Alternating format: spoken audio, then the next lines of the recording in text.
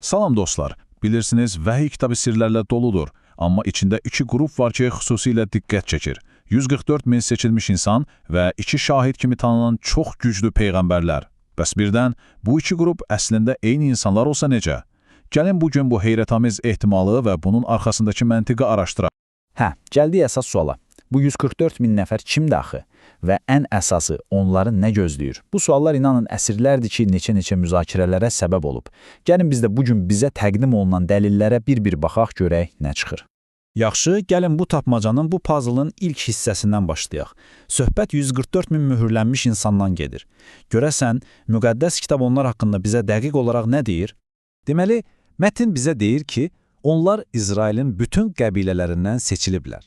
Amma bir də vacib məqam var. Onların alınlarına xüsusi bir möhür vurulur.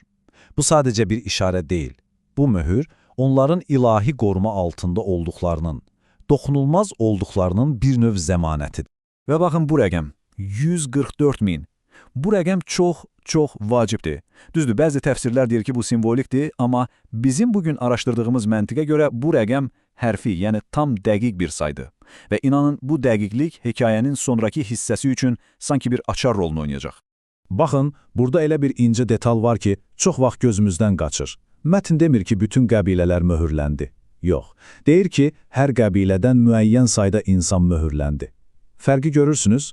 Bu o deməkdir ki, söhbət bütün bir millətin xilasından getmir.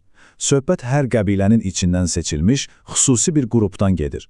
Bax, bu fərq onların missiyasını anlamaq üçün həyati əhəmiyyət daşıyır. Yaxşı, bura qədər aydındır. Onların kim olduğunu, necə seçildiklərini anladıq. Amma müqəddəs kitabda məhz bu nöqtədə çox qəribə bir boşluq yaranır. Elə bir boşluq ki, bizi birbaşa əsas sualımıza gətirib çıxarır. Və sual da budur. Yaxşı, bu 144 min nəfər möhürləndi. Bəs sonra hara gedirlər, nə edirlər? Ən maraqlısı da odur ki, mətn bu barədə dərhal heç nə demir. Sanki onlar səhnədən buxarlanıb yoxa çıxırlar. Bax, bu sirli yoxuş bizi tapmacanın ikinci, çox vacib bir parçasına gətirir. Və elə bu anda səhnəyə tamamilə yeni, amma inanılmaz dərəcədə güclü obrazlar daxil olur. 2. Şahid. Bəlkə də itkin düşən o 144 min nəfərlə bağlı sualın cavabı məhz onlardadır. Deməli, mətnə görə bu iki şahidə xüsusi bir səlahiyyət verilir. Onlar düz 1260 gün, yəni təxminən 3 il yarım peyğəmbərlik etməlidirlər. Fikir verin, bu çox konkret bir missiyadır, çox konkret bir zaman çərçivəsidir. Amma onların gücü sadəcə sözlərdən ibarət deyil, heç də yox. Onlar təbiəti idarə edə bilir, düşmənlərini bir anda məhv edə bilirlər. Bu, sadəcə güc nümayişi deyil. Bu, onların missiyasının nə qədər əhəmiyyətli, nə qədər ciddi və çətin olduğunu bir göstəricisidir. Tam fövqəltəbii bir səlahiyyət. İndi gəldik kulminasiya nöqtəsinə. Mənbənin bizə təqdim etdiyi o son həlledici dəlilə. Bütün o dağınıq görünən puzzle parçaları, bax, məhz burada bir araya gəlir. Və budur, o həlledici məqam. Xatırlayırsınız, Vəhiy kitabının 7-ci fəslində mühürlənib qəfildən yuxa çıxan o 144 min nəfəri, indi baxın. Bir neçə fəsil sonra 14-cü fəsildə onlar yenidən səhnəyə çıxırlar. Eyni qrupdur, eyni saydadır. Amma bu dəfə onlar tamam fərqli bir yerdədirlər.